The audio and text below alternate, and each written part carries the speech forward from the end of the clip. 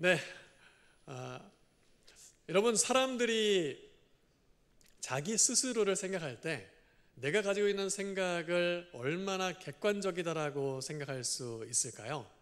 얼마나 사람은 자기 객관화를 잘 하고 있다라고 말할 수 있을까요?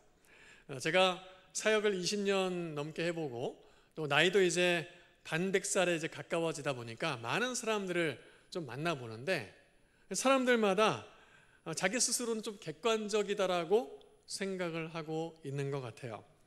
그래서 자기 나름대로 가지고 있는 생각이 옳다라고 보고 또 그것을 많이 주장을 하곤 합니다. 그러나 지극히 그 이야기를 들어보면요, 자기 중심적인 생각이 많을 때가 있습니다. 그리고 그런 생각을 고집하다 보면은 어느 순간 그런 생각들이 자기 자신에게 편견으로 자리 잡는 경우들이 참 많이 있는 것을 볼 수 있습니다. 이런 편견이라는 말 자체가 편중된, 치우친 견해예요. 그러니까 우리는 사실은 가치 중립적이고 객관적이기가 참 쉽지 않다라는 것이죠. 제가 어제 우리 다함 순장님들하고 모여서 이제 순모임을 준비하고 순장반 진행을 하면서 이야기를 좀 나눴는데 편견에 대해서 참 각각 나름대로 에피소드들이 있더라고요. 우리 어떤 순장님은 집에서 간식이나 음식물이 없어지면은 늘 자기를 향해서 뭐라고 한대요. 네가 먹었지. 네. 그런 사람들이 아마 여기 가운데도 있지 않나라고 생각이 됩니다. 내가 먹을 수도 있지만은 늘 내가 먹은 것처럼 가족들이 그렇게 생각을 한다는 거예요. 간식이 없어지고 음식물이 없어지면은 꼭 너라는 거죠. 제가 우리 이전에 교회에 사역했던 우리 목회자 중에 키가 180이 넘고 체중이 거의 90kg에 육박하는 덩치가 정말 큰 우리 목사님이 있었는데요. 목사님들과 같이 식사를 가서요, 밥을 추가로 주문하면은 꼭 그 공깃밥을 그 목사님 앞에 갖다 주셔요. 본인이 시킨 것도 아닌데. 이런 게 우리가 기본적으로 가지고 있는 편견의 에피소드 중에 하나이지 않을까라는 생각을 해보게 됩니다. 살아가다 보면은 이렇게 편견으로 인해서 생기는 다양한 이야기들이 있습니다. 그러나 다양한 이야기에서 끝나는 것이 아니라 이것이 때론 우리에게 불편함을 초래하기도 하고 또 어려움을 유발하기도 합니다. 관계에 대한 어려움이 생길 수가 있어요. 사람들과 이 편견으로 인해서 담을 쌓게 되기도 합니다. 때로는 사회생활을 하면서 부당한 대우를 받거나 차별적 대우를 받는 경우도 생길 수가 있습니다. 그로 인해서 억울한 상황에 처할 때도 있다는 것이죠. 이러한 편견의 대상이 자신이 될 때 세상을 향해서, 사람들을 향해서 원망을 가지며 정서적으로, 정신적으로 우울감을 느낄 때도 있습니다. 이런 경험들이 찾아올 때마다, 그리고 우리는 이런 경험을 대할 때마다 우리가 대하는 사건들이나 우리가 대하는 사람들을 바라보면서 다시 한번 생각해 볼 수 있어야 돼요. 내 자신을 들여다보고 그 상황과 사건을, 사람을 다시금 들여다볼 필요가 있다는 것입니다. 오늘 말씀을 통해서 우리에게 편견이 있다라면은, 그리고 편견 비스무리한 게 있다라면은 이러한 부분을 다시금 점검해보고 돌아볼 수 있는 시간이 되면 좋겠습니다. 오늘 말씀에서는 사도행전 9장에 두 사람이 등장을 합니다. 그 사람이 누구냐면은 바로 바울과 아나니아입니다. 여러분, 바울은 잘 알듯이 유대인 중에 유대인입니다. 율법에 매우 통달하고 박식한 최고의 교육을 받은 사람입니다. 더불어 매우 강한 신념의 소유자이고 열정적인 사람이 바로 바울입니다. 이 바울이 유대교를 신봉하니까 그 당시 예수의 가르침, 예수의 등장은 매우 유대 사회에서 이단화적인 요소를 가지고 있었습니다. 그 이단의 교주처럼 여겨지는 사람이 바로 예수로 불려졌고, 그리고 그런 예수를 따르는 사람들을 이단의 신봉자로 생각을 했고, 그래서 바울은 예수를 믿는 그리스도인들을 잡아다가 재판에 넘기고 처벌하기 위해 앞장섰던 사람이며, 여러분 잘 알고 있는 사도행전의 7장에 스데반이 등장하는데요, 이 스데반이 죽을 때도 그 앞에 있었던 주도적인 인물이 바로 누구였습니까? 바로 바울이었습니다. 이 바울이 예수를 믿는 그리스도인을 핍박하기 위해서 다메섹이라는 동네를 향하면서 길로 가던 중에 우리 부활하신 예수님이 이 바울을 만나 주셨습니다. 근데 우리가 이 참고로 알아야 될 게, 대부분 여러 사람들이 다메섹으로 가는 중에 이 부활하신 예수님을 만나기 전에 이름이 사울이었는데 예수님을 만난 이후의 이름이 바울로 변했다라고 생각을 하시는데요. 사실 정확히 따지면은 그러한 맥락은 아닙니다. 두 가지 이름을 동시에 다 사용을 하는데, 이 사울이라는 이름은 히브리식 이름이고 바울이라는 이름은 로마식으로 헬라어 이름이에요. 그러면 성경에 왜 바울과 이 사울이라는 이름을 같이 사용했느냐? 바울이 부활의 주님을 만난 이후에 여러분 잘 알듯이 이방인의 사도로 부름받았어요. 그러니까 유대 사회 유대인들만을 위한 복음 전도자가 아니라 그 당시에 이방을 다니면서 이방인들에게 복음을 전하기 위해서 히브리식 이름이 아닌 헬라식 로마식 이름이 필요했기 때문에 바울이라는 이름을 채용해서 같이 사용했다라고 볼 수 있습니다. 예수님 만났기 때문에 이름이 바뀌어서 뭐 큰 자다 작은 자다 이거 다 잘못된 정보입니다. 여러분 참고해서 알고 계시기를 바라요. 대광교회 청년들이면 이제 그 정도는 기본적인 지식으로 알고 계셔야 됩니다. 자, 이렇게 바울이 다메섹으로 가는 길에 그리스도인을 핍박하기 위해서 가다가 부활의 주님을 만나고 난 이후에 시력을 잃어버리고 그 시력을 잃은 채로 다메섹의 한 동네에 머무르게 됩니다. 그리고 3일을 금식하면서 고통의 시간을 보내게 되죠. 그렇게 고통의 시간을 보내는 사이에 하나님께서 그 다메섹에 있는 아나니아라는 사람을 만나주시고 그의 환상 가운데 바울에게 가서 안수하여 주고 그를 다시 보게 하라고 말씀해 주십니다. 그래서 사도행전 이 9장에 보면요, 다시 보게 하다라는 단어가 반복해서 등장을 하고 있는 것을 볼 수가 있습니다. 바울에게 가서 안수하고 다시 보게 해줘라. 자, 그런데 이 아나니아가 알고 있는 바울은 어떤 사람이었어요? 아나니아가 가지고 있는 바울에 대한 정보는 어떤 정보였습니까? 바울은 예수 믿는 사람들을 핍박하고 박해하는 사람이었어요. 그러니까 환상 속에서 우리 주님이 바울에게 가라고 얘기하니까, 주님, 바울은 잘 알듯이 예수 믿는 사람을 핍박했던 사람입니다. 그에게 가라니요, 이것은 받아들일 수가 없습니다 라고 아나니아가 설명을 합니다. 우리가 읽은 본문 앞에 보면 사도행전 9장 13절 말씀에 이렇게 기록을 해요. 아나니아가 대답하되 주여, 이 사람에 대하여 내가 여러 사람에게 듣사온즉 그가 예루살렘에서 주의 성도들에게 적지 않은 해를 끼쳤다 하더니. 자, 지금 아나니아는 이 바울에 대한 이전의 정보를 가지고 바울의 편견을 가지고 있었던 거예요. 바울에게 지금 어떤 일이 있었는지를 궁금해하기보다는 주님께서 말씀하신 그 부분의 핵심을 보기보다는 자신이 가지고 있었던 바울에 대한 지식을 가지고 여전히 편견에 사로잡혀 있는 아나니아의 모습을 볼 수가 있습니다. 그럼에도 불구하고 주님께서는 가라라고 말씀하셔요. 그 말씀에 아나니아가 어떻게 반응합니까? 9장 17절입니다. 아나니아가 떠나 그 집에 들어가서 그에게 안수하여 이르되 형제 사울아, 주 곧 내가 오는 길에서 나타나셨던 예수께서 나를 보내어 너로 다시 보게 하시고 성령으로 충만하게 하신다 하니. 자, 지금 눈에 들어오는 혹시 단어가 있습니까? 핍박자였던, 그렇게 생각했던 바울을 향해서 아나니아가 뭐라고 부르고 있어요?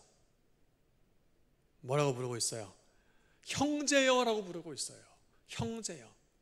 아나니아는 바울에 대해서 자기가 가지고 있던 생각을 이제는 예수님께서 하신 말씀으로 내려놓고 바울을 형제로 받아들이기로 했다는 것입니다. 자신의 편견을 인정하고 그 편견을 내려놓고 바울을 대했던 거예요. 저는 이것이 진정한 신앙인의 모습이라고 생각을 합니다. 여러분들이 저를 처음 만나셨을 때 저에 대한 생각에 어떤 부분에 있어서는 사실도 있을 것이고요, 어떤 부분에 있어서는 편견도 있으셨을 거예요.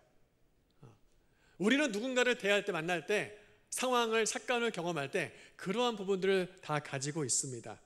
그러나 자신이 가졌던 생각이 편견이라고 깨달아질 때, 특별히 진리의 말씀을 통해서 내가 가지고 있는 생각이 편견이구나, 왜곡됐구나, 잘못됐구나 라는 생각을 받아들일 때에 내가 가졌던 스탠스를 바꿔줘야 된다는 거예요. 그것이 바로 신앙인의 모습이라는 것입니다.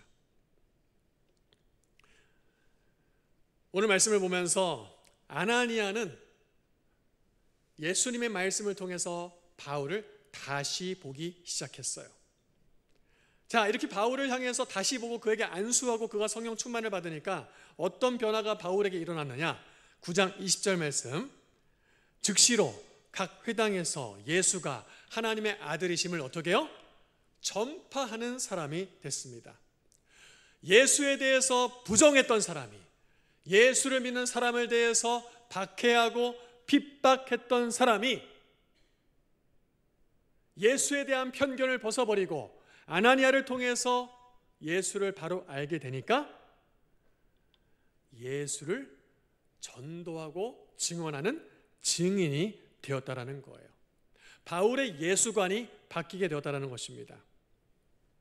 자, 이러한 과정을 볼 때 우리가 이렇게 정리해 볼 수 있을 거예요.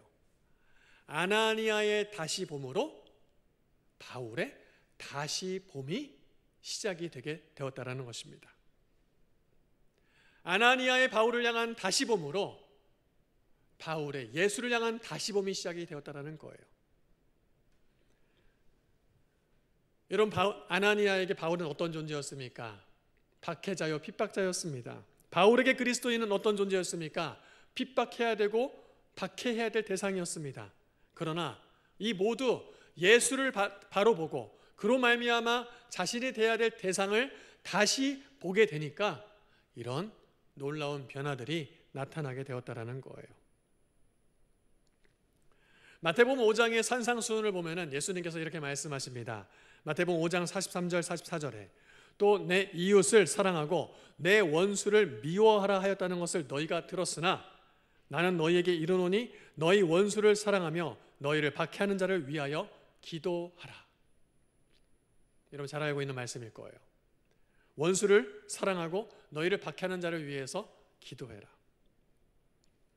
우리가 살아가다 보면은 집에서, 가정에서, 회사에서, 학교에서, 또 교회 안에서도 원수와 같은, 또 나를 힘들게 하는, 내 마음을 불편하게 하는 대상이 있을 수 있습니다.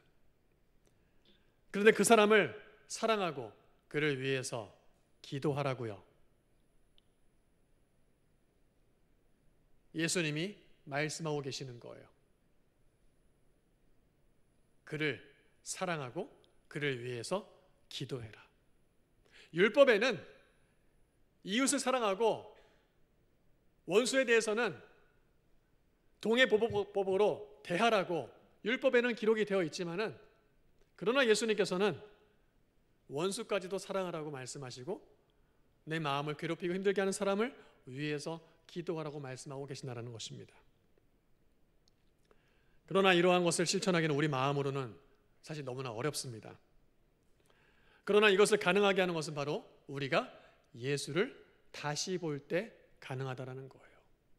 만약 지금 우리가 이 말씀대로 우리 마음을 힘들게 하고 정말 원수처럼 여겨지는 사람을 사랑하지 못하고 기도하지 못하고 있다라면은 우리는 그 사람을 다시 보기 전에 이렇게 우리에게 요청하시는 예수를 다시 봐야 되는 거예요. 내가 알고 내가 믿고 있는 예수를 우리는 다시 볼 수 있어야 된다는 것입니다. 이를 통해서 편견과 왜곡된 시선을 내려놓을 때, 그리고 그 말씀에 따라 순종함으로 나아갈 때, 그때 하나님이 우리의 삶 가운데 놀라운 역사를 이루어 가신다는 거예요. 그래서 우리는 진리이신 예수 그리스도 말씀을 통해서 예수 그리스도를 진정으로 날마다 다시 볼 수 있어야 합니다. 교회 내에 이렇게 예수 그리스도를 다시 볼 수 있도록 끊임없이 훈련의 과정을 만들어 놓습니다. 성장반도 있고요, 제자 훈련도 있습니다. 특별히 제자 훈련 같은 경우에는 1년 동안 말씀을 가지고 예수 그리스도를 다시 볼 수 있도록, 하나님을 다시 볼 수 있도록 매우 깊이 있는 훈련을 진행을 합니다. 그러면서 말씀을 깨닫고 내 생각보다 내 판단보다 말씀을 더 권위에 두는 훈련을 하는 것이 바로 제자 훈련입니다. 여러분들이 만약에 제자 훈련을 받았음에도 불구하고 내 생각과 내 편견을 내려놓는 것을 쉬이 잘 행하지 못한다고 한다면 다시금 우리는 우리 자신을 돌아보기 위해 노력해야 돼요. 우리는 훈련을 통해서 심지어는 내가 평생도록 붙잡았던 내 신념, 내 가치관, 좌우명까지도 과감하게 내려놓을 수 있어야 된다는 것입니다. 우리 대광교회 청년부의 특징은요, 어릴 때부터 오래도록 이 대광교회에 다녔던 지체들이 참 비율이 높다라는 것입니다. 그러다 보면요, 서로가 너무나 속속들이 잘 알고 있어요. 그리고 우리 공동체의 특성이 무엇인지를 너무나 잘 알고 있어요. 그런 가운데 우리는 알게 모르게 편견에 젖어들게 됩니다. 아유, 내가 쟤를 몰라? 쟤는 저런 애야. 쟤는 안 돼. 구제불능이야. 사역하면서도 마찬가지예요. 뭐 그런 걸 해본다고? 아이고, 그런 거 안 해본 줄 알아? 우리 다 해봤어. 그건 안 돼. 이런 모든 생각들이 나름대로 자연스럽게 편견으로 자리 잡게 된다는 것입니다. 그러나 우리는 그러한 마음이 찾아올 때마다 우리가 믿는, 우리가 바라보는 예수를 다시 볼 수 있어야 돼요. 상황과 환경에, 사람에 우리의 눈이 매이는 것이 아니라 그 너머에 계시는 예수를 다시 볼 수 있어야 된다는 것입니다. 우리에게 말씀하시면서 우리의 생각을 자극해 주시고 우리에게 가지고 있는 왜곡된 치우친 생각을 건드려 주실 때에 우리는 아나니아처럼, 바울처럼 겸손히 우리의 연약함과 우리의 편견을 인정하고 말씀을 순종하기 위해 힘써야 된다는 거예요. 사랑하는 대광의 청년 지체 여러분, 말씀을 마무리하면서 여러분들에게 좀 권면하고 싶습니다. 여러분들은 얼마나 예수 그리스도를, 내가 믿고 바라는 예수 그리스도를 다시 보기 위해서 그분의 말씀과 그분의 진리이신 그의 삶을 묵상하고 있습니까? 내가 예수를 다 안다라고 혹시나 착각하고 있는 것은 아닙니까? 그 예수를 다시 볼 수 있는 은혜가 있기를 주의 이름으로 축원합니다. 우리는 다시 볼 수 있어야 돼요. 예수를 다시 봄으로 말미암아 우리 자신을 다시 보게 될 것이고요. 우리 자신을 다시 보게 됨으로 말미암아 우리는 우리가 대할 사람과 우리가 대할 사건들을 다시 볼 수 있게 될 것입니다. 그때 우리의 삶에 하나님의 놀라운 역사가 시작되게 될 거예요. 그때에 우리의 공동체에 하나님의 온전히 다스리시는, 통치하시는, 지배하시는 하나님의 나라가 우리 공동체 가운데 세워지게 될 것입니다. 우리의 사역 가운데에 성령의 임재가 가득하고 충만한 사역이 되게 될 것입니다.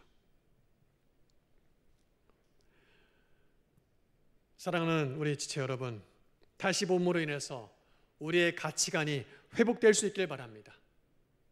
우리의 관계가 회복될 수 있기를 바랍니다. 우리의 사역이 회복될 수 있기를 바랍니다. 우리의 인생이 다시 봄으로 말미암아 하나님이 일하시는 역사의 현장이 될 수 있기를 간절히 소망합니다. 제가 이 말씀을 준비하면서 계속 묵상하면서 이 찬양을 좀 계속 불러봤어요. 내게로부터 눈을 들어 주를 보기 시작할 때에 주의 일을 보겠네. 여러분, 우리의 삶 속에서 우리의 순간순간마다 대해야 될 사람들과 상황들 속에서 우리의 눈을 사람에게 고정하지 말고 상황에 고정하지 말고 하나님께 두므로, 우리의 시선을 주님께 두므로 우리의 삶 가운데 일하시는 주님을 더 깊이 충만히 경험할 수 있는 우리 모두가 되기를 소망하는 마음으로 우리 같이 함께 찬양하며 나아가겠습니다.